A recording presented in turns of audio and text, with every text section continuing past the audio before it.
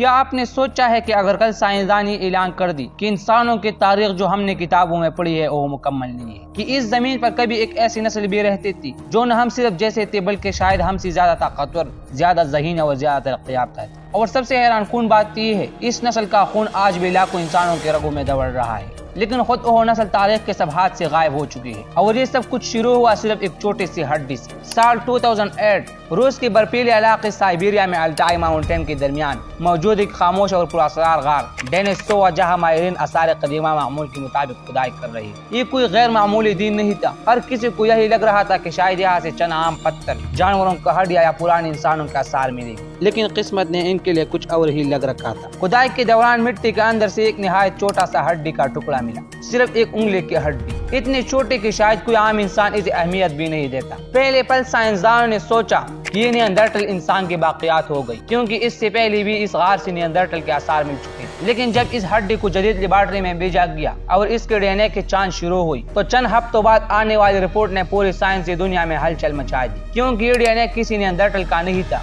یہ D N اے آج کے انسان یعنی ہومو سیپینس کا بھی نہیں تھا، بلکہ ایک ایسے پراسرار نسل کا تھا جس کے وجود کے بارے میں دنیا کو کچھ نہیں جانتی تھی۔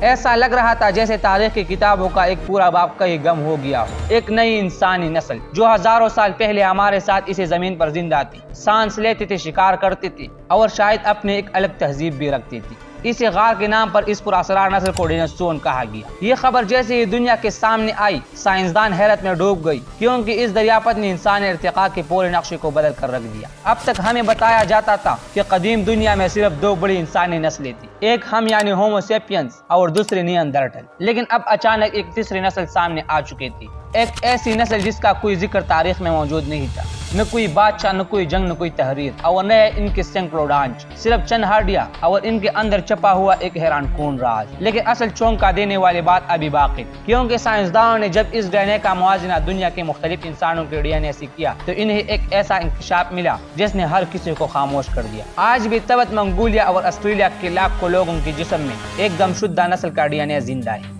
یعنی ہزاروں سال پہلے ہمارے آباء و اجداد اور یہ پراسرار مخلوق ایک دوسرے سے ملے تھے۔ لیکن اگر ایسا تھا تو پھر ایک سوال آج بھی سائنسدانوں کو پریشان کرتا ہے، اگر ڈینوسورن واقعی اتنی طاقتور اور اتنے وسیع پیمانے پر موجود تھی تو پھر ان کی صرف چند ہڈیاں کیوں ملی ہے؟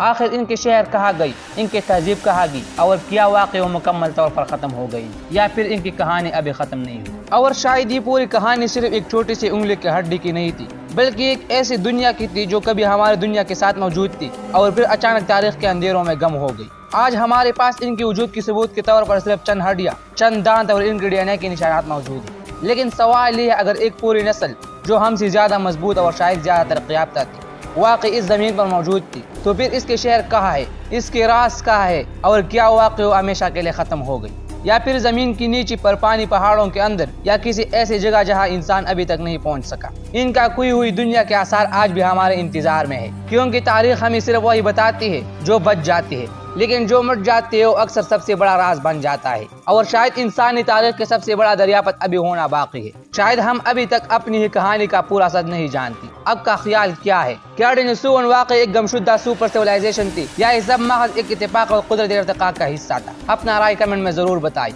کیونکہ شاید اگلا راز اسی زمین کے نیچے ہمارا انتظار کر رہا ہے۔ ملتے ہیں اگلے تحقیق۔